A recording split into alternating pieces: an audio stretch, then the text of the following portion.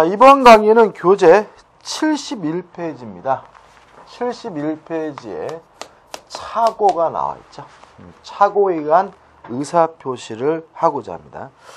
일단 의의부터 말씀을 드리면 착오에 의한 의사표시는 뭐냐 하면 의사와 표시가 불일치됐어요. 불일치됐음을 모르고 하는 것이 착오에 의한 의사표시예요. 일단 이 착오에 의한 의사표시는 유효한데요. 다만 착오를 일으킨 부분이 중요 부분이고요. 착오를 일으킨 것에 대해서 중대한 과실, 중과실이 없다면 이때는 취소가 가능해요. 다만 이 취소를 가지고 선의의 제3자, 모르는 제3자에게 뭐 하지 못하냐면 대항하지 못해요. 여기까지 이제 개념입니다. 법조문 한번 읽어볼게요. 109조 1항입니다. 의사표시는 법률행위 내용의 중요 부분에 착오가 있는 때에는 취소할 수 있다.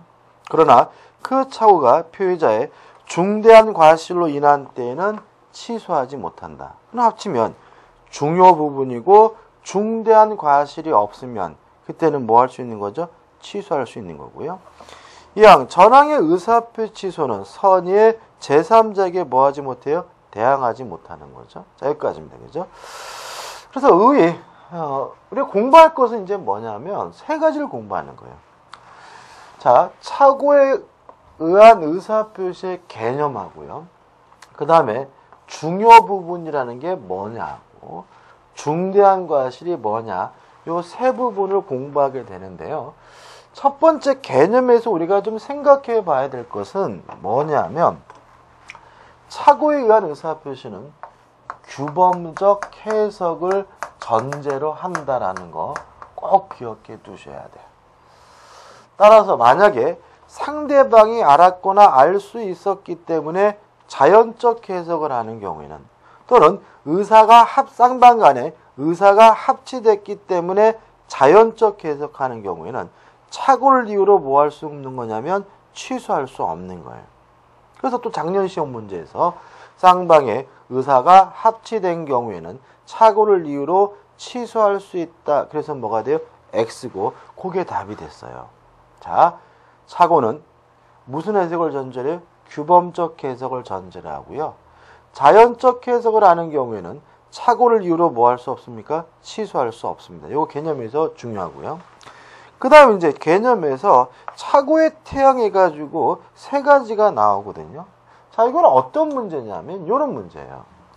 우리가 일정한 의사가 형성이 돼서 그것을 밖으로 표시하는 것이 의사표시인데 실제로는 이 의사표시 전에 한 단계가 더 있어요. 뭐냐면 동기죠. 이게 무슨 말이에요? 일정한 동기를 가지고 그것을 통해서 의사가 형성되면 밖으로 어떻게 해요? 표시한다. 예를 들어볼까요? 제가요, 전원주택을 짓겠다라는 동기를 가지고 열심히 땅을 보러 다녀봤어요. 그래서 마음에 드는 땅을 발견해서 이 땅을 사야지. 뭐가요? 의사가 형성된 거죠. 그걸 땅주를 만나가지고 그 땅을 나에게 파셔. 뭐였냐면 표시했어요. 이런 세 단계에 걸쳐서 의사표시가 이루어지게 되는데 만약에 동기가 잘못됐다면 이게 뭐냐면 동기의 착오인 거죠.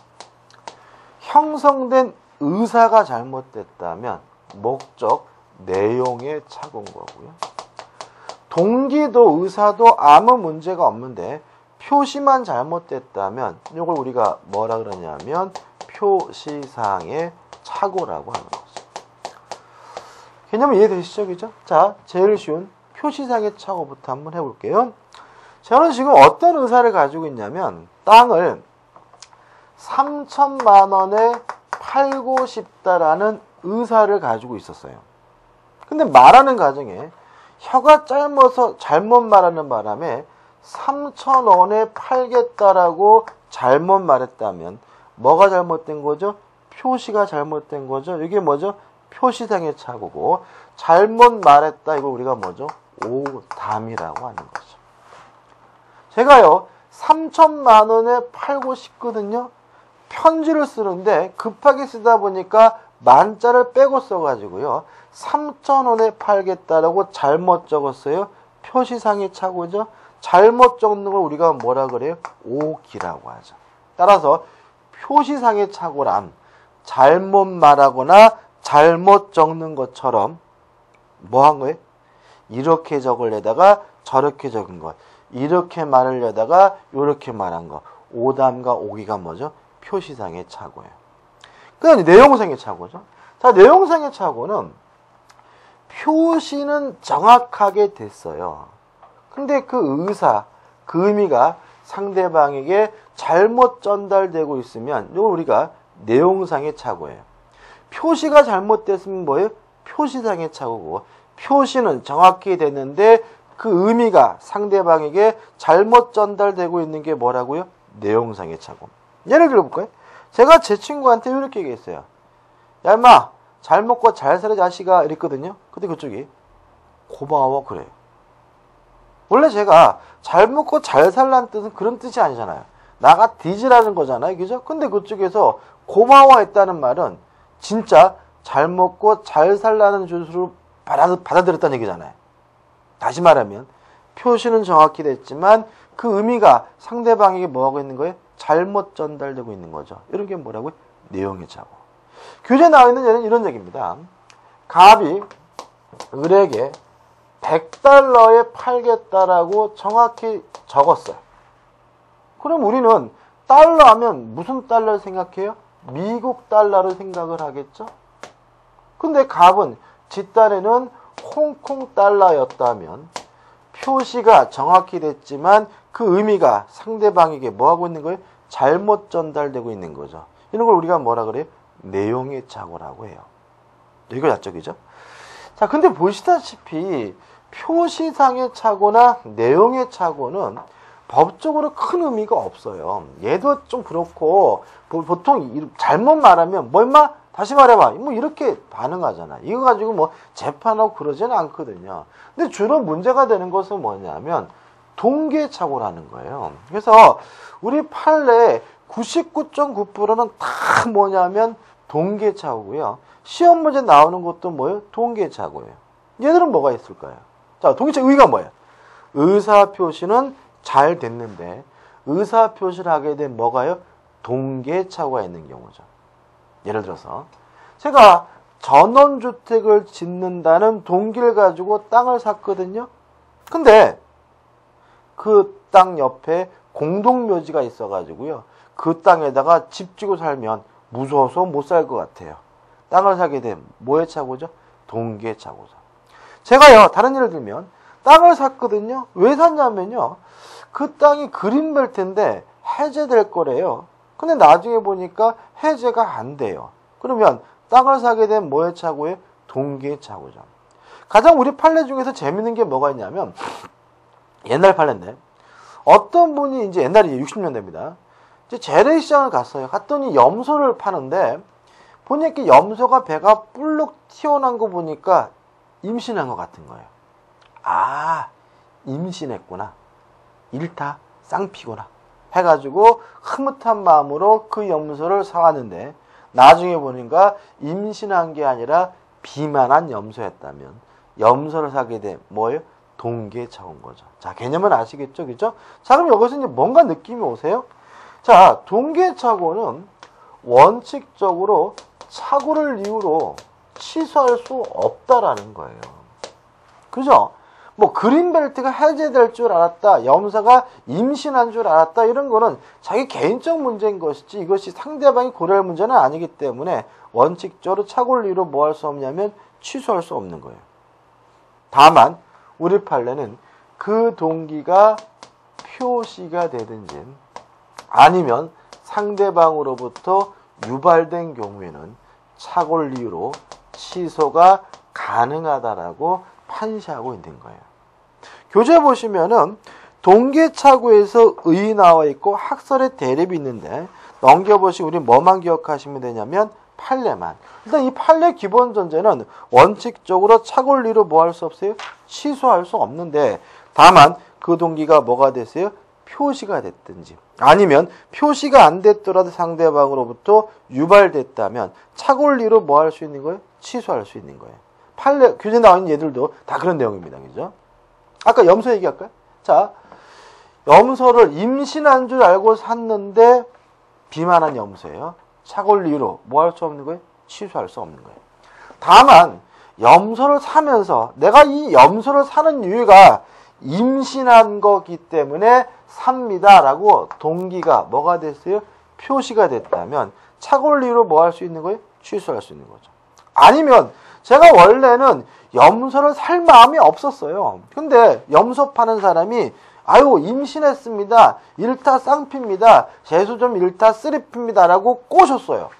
유발시켰어요. 그때는 동기가 표시되지 않았더라도 착오리로 뭐 할 수 있는 거예요? 취소할 수 있는 거예요.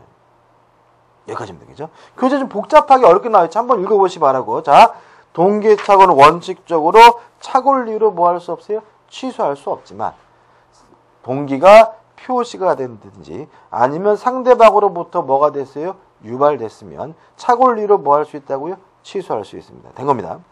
그다음 우측에 보시면 이제 이러한 착오를 이유로 취소하기 위해서는 어떤 요건을 갖춰야 되느냐? 첫 번째, 중요 부분이어야 한다. 그렇죠? 중요 부분이어야 착오를 이유로 뭐 할 수 있는 거예요? 취소할 수 있는 거잖아요. 그래서 1번 해가지고 법률행위의 중요 부분에 착오가 있을 것 해가지고 내용이 나와 있고 판례가 나오는데, 자, 이건 어떤 문제냐면 중요 부분이 되기 위해서는 주관적으로도 중요하고 일반인 입장에서도 중요해야 된다는 얘기입니다. 왜 그러냐면, 다시 말하면 표의자 입장에서뿐만 아니라 누구 입장에서도요? 일반인 입장에서도 중요해야 돼요. 주관적으로 중요할 뿐만 아니라 객관적으로도 중요해야 돼요. 왜 그러냐면 지 애인 사진이에요. 그러면 주관적으로야 엄청나게 중요할 수 있겠지만 일반 입장에서는 빳빳해서 휴지도 못 쓰는 아무 쓸데기 없는 거죠. 그때는 뭐 하자는 거예요? 중요하지 않다는 거예요. 다시 말씀드릴게요. 중요하기 위해서는 표의자 입장에서뿐만 아니라 일반인 입장에서는 뭐 해야 돼요? 중요해야 돼요. 근데 이거 가지고 문제를 기억해 두셔야 되지만 문제를 풀기가 어려워요. 그래서 넘겨보시면 74페이지부터 뭐가 중요하냐 해가지고 사람, 물건 쭉 나와 있잖아요. 그죠? 이걸 제가 좀 표로 하나 좀 적어 드릴게요. 자, 일단 이런 문제죠. 중요 부분이다. 따라서 착오를 이유로 취소할 수 있다라고 판시하고 있는 것도 있고요. 중요 부분이 아니다. 따라서 착오를 이유로 취소할 수 없다라고 판시하고 있는 경우도 있고요. 첫 번째 문제가 되는 것은 사람이에요. 무슨 말이냐면 사람이 뒤바뀐 것이 중요하냐 이 문제인데, 일단 매매나 교환과 같은 일반적 거래에서 사람이 뒤바뀐 것은 중요하지 않아요. 따라서 착오를 이유로 뭐 할 수 없는 거예요? 취소할 수 없는 거예요. 이런 얘기죠. 갑돌이 땅이라고 해서 매매 계약을 했어요. 근데 나중에 보니까 갑순이 땅이래요. 어차피 매수인 입장에서는 갑돌이 땅이든 갑순이 땅이든 뭐 받으면 그만이에요? 이전 등기 받으면 그만이니까 중요 부분이 아니고 착오를 이유로는 뭐 할 수 없는 거예요? 취소할 수 없는 거예요. 여기서 주의할 점이 있어요. 자, 뭐냐면 이렇게 생각하지 마세요. 갑돌이 땅인 줄 알았는데 갑순이 땅이더라. 아, 등기 못 받겠구나. 이렇게 나가면 안 되는 거예요. 만약에 갑돌이 땅이 아니라 갑순이 땅이어서 이전 등기를 못 받는다면 그것은 착오 문제가 아니라 채무 불이행인 거예요. 착오는 기본 전제를 뭐 하고 있냐면 이행이 된다는 것을 전제를 하고 있음을 주의하시기 바라고, 이행이 안 되는 것은 착오 문제가 아니라 뭐라고요? 채무 불이행 문제로 가는 것이니까 그거는 좀 주의하시기 바라요. 이해되시죠? 사람이 뒤바뀌었든 뭐만 되면요? 이행이 되면 그만이니까 매매나 교환에 있어서 사람이 뒤바뀐 것은 뭐 하잖아요? 중요하지 않아요. 그렇지만 증여다, 고용이다, 위임이다와 같은 계약은 사람의 개성이 대단히 중요하고요. 이런 경우에는 이행되더라도 사람이 뒤바뀐 것은 큰 문제인 거죠. 따라서 착오리로 뭐 할 수 있는 거예요? 취소할 수 있는 거예요. 감 잡히시죠? 그 다음 두 번째, 소비대차. 그냥 돈 빌려주는 계약으로 생각하시면 돼요. 그 다음에 보증에 있어서 채무자가 뒤바뀐 것은 중요합니다. 다만 소비대차, 보증에 있어서 채권자가 뒤바뀐 것은 중요하지 않습니다. 왜냐하면 누가 채권자든 간에 채무자 입장에 서면 뭐 하면 그만이에요? 돈을 갚으면 그만인 거거든요. 채권자가 뒤바뀐 것은 뭐 하잖아요? 중요하지 않아요. 그렇지만 채무자가 뒤바뀐 것은 중요해요. 왜요? 채무자가 누구냐에 따라서 돈을 갚을 능력이 뭐하기 때문에 달라지기 때문에 중요한 거죠. 그래서 돈을 빌려줄 때 소비대차 계약이나 보증계약에서 채무자가 뒤바뀐 것은 중요하기 때문에 착오리로 취소할 수 있지만 채권자가 뒤바뀐 것은 중요하지 않기 때문에 착오리로 뭐 할 수 없어요? 취소할 수 없는 거예요. 그 다음에 세 번째, 임대차 계약에서 임차인이 뒤바뀐 것은 중요합니다. 왜냐하면 누가 임차인냐에 따라서 차임을, 월세를 제대로 내는지가 달라지니까요. 그렇지만 임대차 계약에서 임대인이 뒤바뀐 것은 중요하지 않아요. 왜요? 어차피 임차인, 세입자 입장에 서면 뭐 하면 그만이에요? 사용 수익하면 그만인 거죠. 사용 수익 못하게 됐으면 그것은 착오 문제가 아니라 뭐라고요? 채무 불이행 문제니까 다른 얘기란 말이죠. 그죠? 됐죠? 그 다음 두 번째 이제 뭐라고 나와 있죠? 물건이죠. 물건의 동일성에 관한 착오는 일단 중요하다. 따라서 물건이 뒤바뀐 것은 중요한 문제이기 때문에 착오리로 취소할 수가 있다라고 일단 기억하시고요.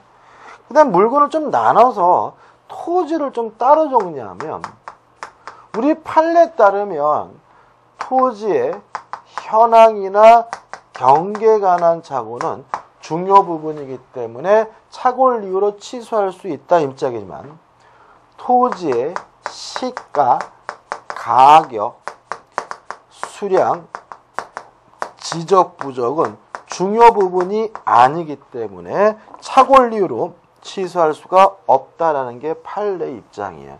지금 제가 이 부분을 노란색 쓰고 있거든요. 중요하기 때문에 그런데 무슨 말이냐? 자, 이런 문제입니다. 자, 땅이 있어요. 땅을 왜 샀냐면요. 농사를 지으려고 땅을 샀거든요. 근데 나중에 보니까 하천부지고 자갈밭이어서 농사를 지을 수가 없는 땅이에요. 이걸 우리가 토지 현황에 관한 착오라고 하고요. 중요 부분이기 때문에 착오리로 뭐 할 수 있어요? 취소할 수 있는 거예요.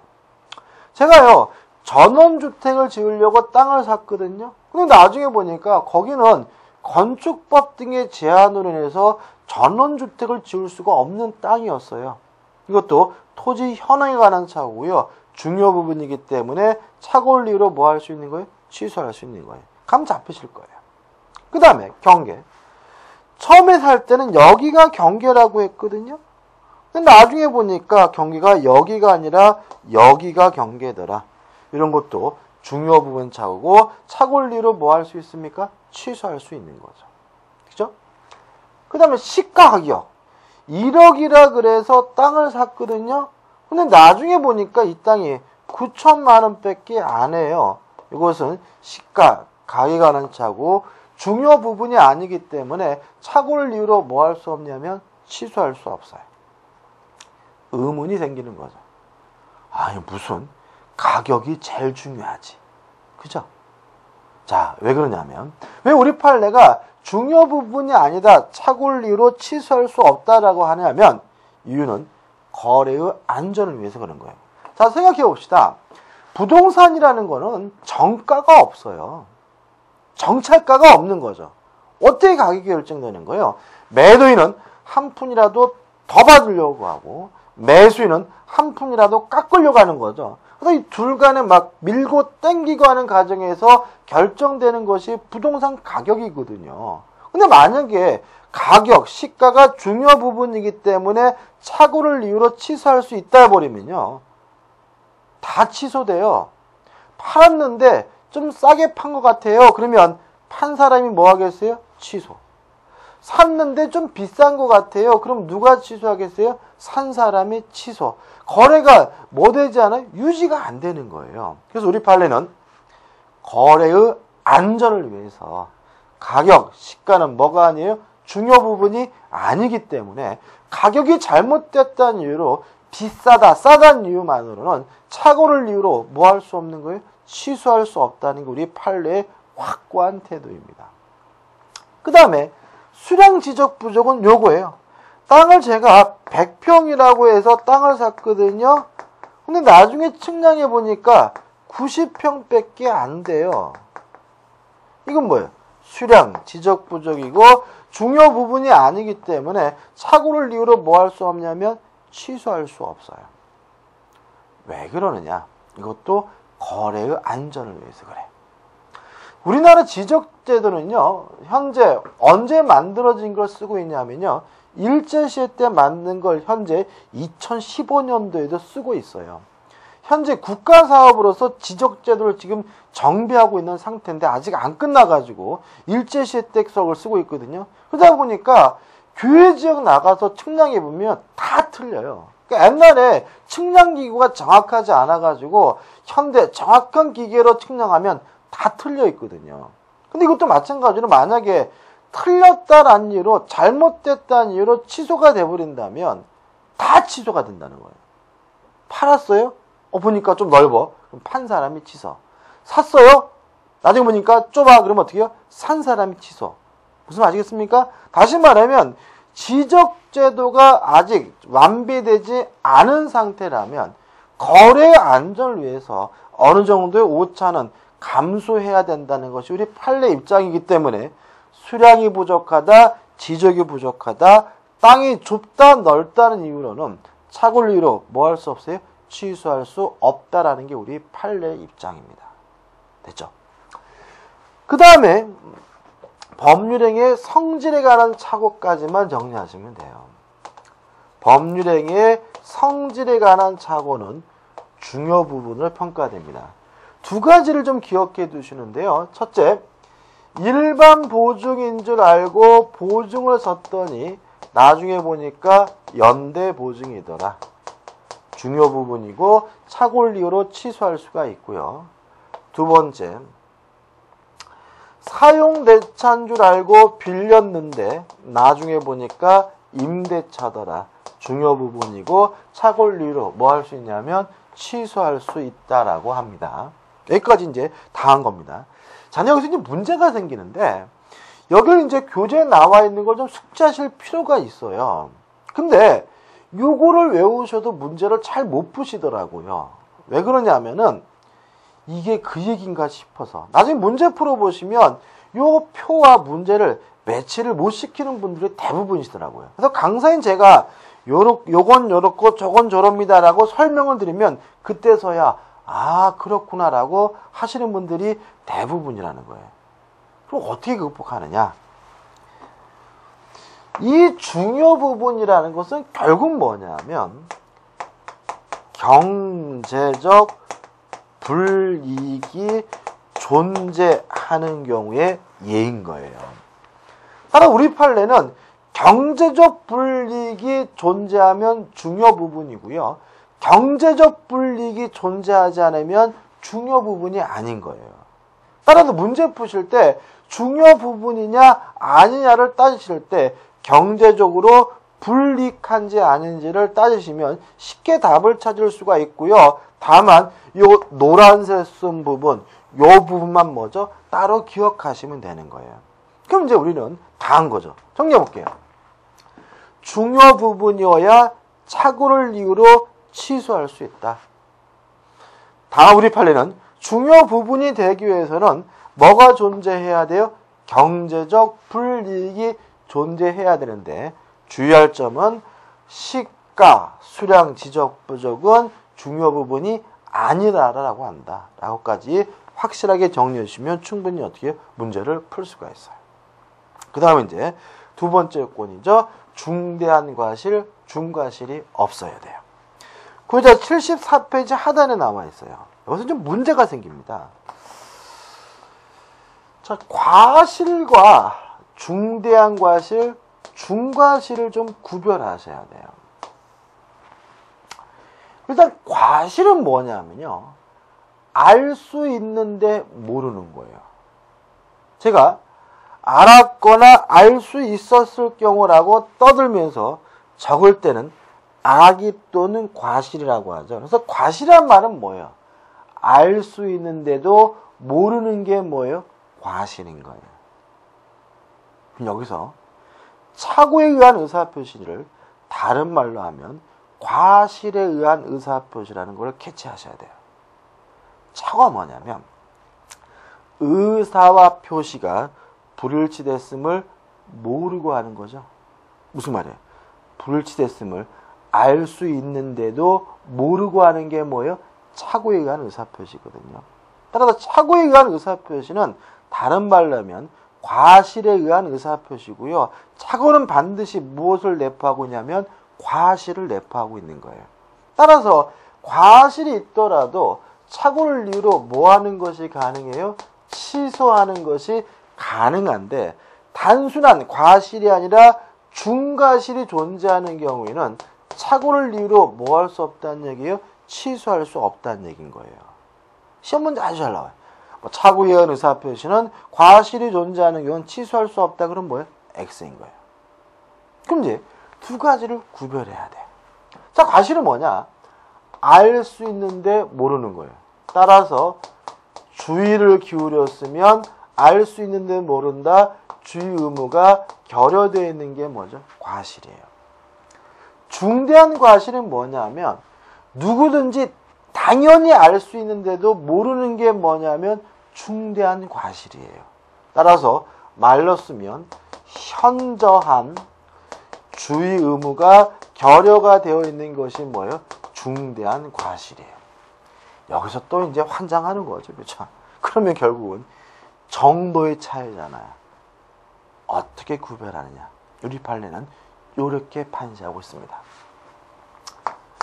누군가를 신뢰했기 때문에 확인을 안 한 것은요. 중대한 과실이 아니라 과실이에요. 따라서 착오를 이유로 취소할 수 있다고 봐요. 다만 아무런 이유도 없이 확인을 안 한 것은요. 중대한 과실이에요.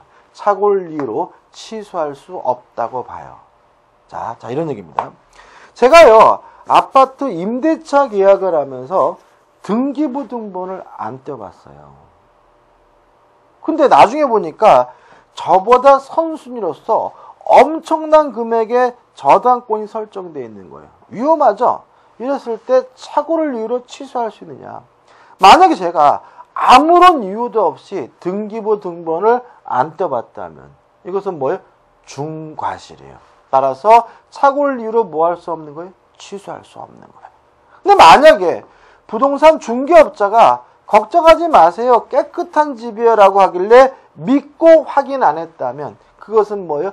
과실이에요. 따라서 착오를 이유로 뭐 할 수 있는 거예요? 취소할 수 있는 거예요. 이해되시나요? 자, 다시 한번요. 누군가를 믿었기 때문에 확인 안 한 건 뭐라고요? 과실입니다. 따라서 착오를 이유로 뭐 할 수 있어요? 취소할 수 있지만 아무런 이유도 없이 확인 안 한 것은 중대한 과실이기 때문에 착오를 이유로 뭐 할 수 없는 거예요? 취소할 수 없는 거예요. 그럼 교재를 좀 보자고요.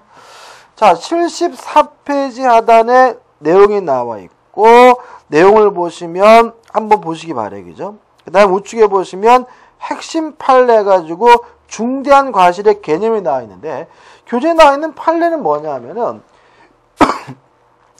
공장을 지으려고 땅을 샀어요. 근데 그 땅에 공장을 지을 수 있는지 없는지를 아무런 이유도 없이 확인을 안 했어요. 그럼 뭐예요? 중대한 과실이에요. 착오를 이유로 뭐 할 수 없는 거예요? 취소할 수 없는 거예요. 근데 만약에 판례는 다르지만 예를 들어 가지고 매도인이 요 땅에는 공장을 지을 수 있습니다라고 하길래 믿고 확인을 안 했다면 그때는 뭐가 돼요? 과실이기 때문에 착오를 이유로 뭐 할 수 있는 거예요? 취소할 수 있는 거예요. 감 잡히시죠? 뭐 교재는 없지만 또 이런 판례도 있습니다. 고려 청자를 구입하는 사람이요. 진품인지 가짜인지를 확인 안 했어요. 이랬을 때 착오를 이유로 취소할 수 있느냐? 그 사건에서 이 사람이 왜 확인을 안 했냐면 중간에 소개한 사람이 있었어요. 그래서 소개한 사람을 믿었기 때문에 확인을 안 했다면 그것은 중대한 과실이 아니라 뭐예요? 과실이기 때문에 착오를 이유로 뭐 할 수 있어요? 취소할 수 있다는 판례도 있어요. 이해되시죠? 요거 좀 잊지 마시기 바랍니다. 효과, 원칙, 착오를 이유로 뭐 할 수 있어요? 취소할 수 있고 취소에 관한 구체적인 효과는 우리가 뒷부분에서 따로 배우고요. 2번, 제3자에 대한 관계에서 선의의 제3자에 대항하지 못하고요. 3번, 표의자의 배상 책임 문제가 나와 있는데 손해배상 청구할 수 없습니다. 왜 그럴까요? 우리가 전에 이런 거 했습니다. 위법행위여야지만 손해배상을 청구할 수 있다라고 말씀드렸죠. 착오는 위법행위가 아니에요. 따라서 별도로 손해배상을 뭐 할 수는 없어요? 청구할 수는 없고요. 넘겨보시면 핵심 판례도 같은 취지의 판례니까 한번 읽어보세요. 적용 범위. 가족법상 행위에 적용되지 않습니다. 공법상 행위나 상법상 행위에 적용되지 않는다는 점은 대동소이하니까 한번 읽어보시기 바라고요. 문제가 되는 것은 뭐냐면 화해계약이에요. 화해계약. 이 화해계약은 따로 좀 생각을 해봐야 되는데요. 일단 화해계약이 뭐냐? 화해. 어렸을 때 많이 하셨죠? 친구하고 치고받고 싸우면 뭐 하셨어요? 화해. 화해가 뭐냐 하면요. 상호 양보를 통하여 분쟁을 종결시키기로 하는 계약, 싸움을 끝내기로 하는 계약을 뭐라 그러냐면 화해계약이라고 해요.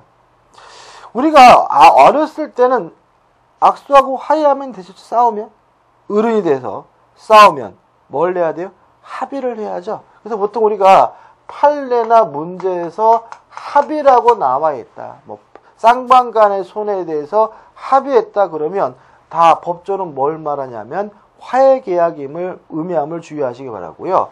화해계약은 원칙적으로 착오를 이유로 취소할 수 없는 거예요. 왜 그럴까요? 합의한다는 거는요. 서로 밀고 당기는 과정에서 결정되는 거잖아요. 상호 양보하는 거잖아요.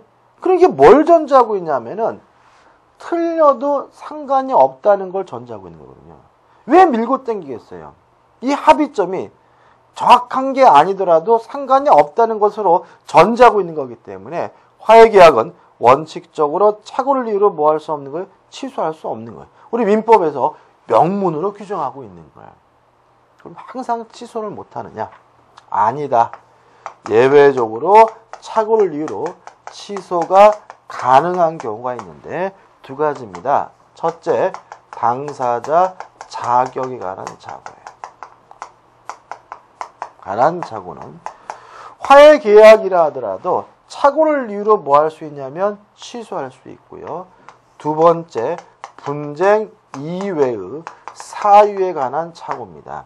다시 말하면 분쟁이 아니라 분쟁이 아닌 다른 사유로 착오를 일으킨 경우에는 착오를 이유로 뭐 할 수 있는 거예요? 취소할 수 있는 거예요. 두 가지 예를 들어볼게요. 우리 판례인데 어떤 분이 의사셨어요. 근데 이분이 환자를 치료해서 집에 돌려보냈는데 돌아가셨어요. 그분이. 그래서 어떤 생각을 했냐면 내가 치료를 잘못하는 바람에 그분이 돌아가셨구나라고 생각하는 거죠.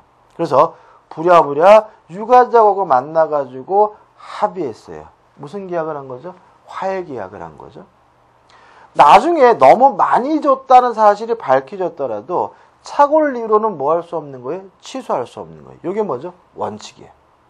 근데 문제는 그 문제가 아니라 그분이 돌아가신 이유가 치료가 잘못돼서 돌아가신 게 아니라 집에 귀가하시다가 눈길에 넘어지셔서 뇌진탕으로 돌아가셨다는 사실이 밝혀졌어요. 그러면 이 의사는 그분하고 합의할 필요가 없었던 사람이죠. 화해할 필요가 없었던 사람이죠. 이걸 뭐라 그래요? 당사자 자기관한 착오라고 해요. 따라서 당사자 자기관한 착오라는 말은 뭐냐면 화해계약의 당사자가 아닌데도 불구하고 화해했다. 다시 말하면 화해할 필요가 없는 사람, 합의할 필요가 없는 사람이 합의한 경우에는 착오를 이유로 뭐 할 수 있다는 얘기예요? 취소할 수 있다는 얘기예요. 그 다음에 분쟁 이해 사유라는 것은 이런 얘기예요. 제가요 교통사고를 당해서 보험회사하고 합의를 했거든요. 그럼 이것도 화해계약이기 때문에 합의금을 너무 조금 받았다, 적다라는 이유로는 착오를 이유로는 뭐 할 수 없는 거예요? 취소할 수 없는 거예요. 예를 들어 제가 팔이 부러졌거든요. 그래서 팔 부러져서 얼마 합의했냐면 500만 원에 합의했는데 일반적으로 그 진단이면 800 정도는 받더라라고 하더라도 착오를 이유로는 뭐 할 수 없는 거예요? 취소할 수 없는 거예요. 근데 문제는 팔 부러져서 합의를 했는데 나중에 보니까 허리에 골절이 있다는 사실을 밝혀졌어요. 그러면 보험회사하고 저하고 분쟁의 대상이었던 건 뭐죠? 팔 부러진 거죠. 허리 부러진 거는 분쟁의 대상이 아니었잖아요. 이런 걸 분쟁 이외의 사유에 관한 착오라고 하고요. 이때는 착오를 이유로 뭐 할 수 있는 거예요? 취소할 수 있는 거예요. 꼭 기억해 두시고요. 그 다음에 이제 또 뭐가 나오냐면 착오와 관련 문제 해가지고 1번 대리인이 본인의 의사와 다른 의사 표시를 한 경우는 요거는 착오 문제가 아니에요. 왜 착오 문제가 아닌지는 대리에서 공부하게 되고요. 2번 전달 기간이 잠못 전달한 경우 이것도 착오 문제가 아니에요. 왜냐하면 전달 기간하면 누구를 생각하시면 되냐면 집배원 아저씨를 생각하면 되는데 엉뚱한 집에 잘못 배달했다는 얘기거든요. 상대방에게 도달조차 되지 않은 거예요. 부도달이에요. 착오 문제가 아니고요. 3번 표시기간의 착오는 그냥 표시상의 착오예요. 예를 들어 제가 전보를 치러 갔어요. 그래서 전보 치는 아가씨한테 갔더니 아가씨가 어떻게 쳐드릴까 하길래 제가 3천만 원에 매도하겠습니다라고 쳐주세요 라고 부탁했더니 그 아가씨가 3,000원에 매도하겠다라고 쳐서 보내버렸어요. 그러면 이렇게 적으려다가 이렇게 적은 것이니까 표시기간의 착오는 특별한 것이 아니라 뭐죠? 표시상의 착오예요. 그럼 우측에 다른 제도와 경합 문제는 이 앞부분에서는 뭐죠? 결론만 기억하시고 해당 부분에서 자세히 볼 건데 1번 착오와 사기는 선택적 행사가 가능합니다. 다시 말하면 사기를 당한 사람은 착오를 이유로도 취소할 수도 있고 사기를 이유로도 취소할 수 있고 뭐 할 수 있어요? 선택할 수가 있고요. 2번 착오와 하자 담보 책임은 담보 책임만 주장할 수 있습니다. 두 가지가 동시에 성립하는 경우에는 착오를 이유로 뭐 할 수 없냐면 취소할 수 없는데 왜 그런지는 담보 책임에서 말씀드릴게요. 3번 착오 해제도 일단 결론만 기억해 두시는데 해제된 후에도 착오를 이유로 또다시 취소하는 것이 가능합니다. 이 판례 중요합니다. 다시 한번요. 해제된 후에도 또다시 뭐 하는 것이 가능해요? 취소하는 것이 가능해요. 그 다음 4번 착오와 법률에서 숨은 불합의 무효가 나와 있는 이건 우리가 전에 계집할 마음으로 집을 팔겠다고 표시한 경우에서 열심히 떠든 내용이고요. 한번 생각해 보시면 되고 일단 여기서 가장 중요한 생각은 뭐냐면 아까 말씀드렸지만 착오 문제는 규범적 해석을 해야지만 발생한다는 거죠. 자연적 해석을 하게 되면 착오 문제가 발생하지 않는다는 점까지 꼭 기억해 두시기 바랍니다. 여기까지 착오고요. 이제 다음 강의 때 다음을 이어서 들어가도록 하겠습니다.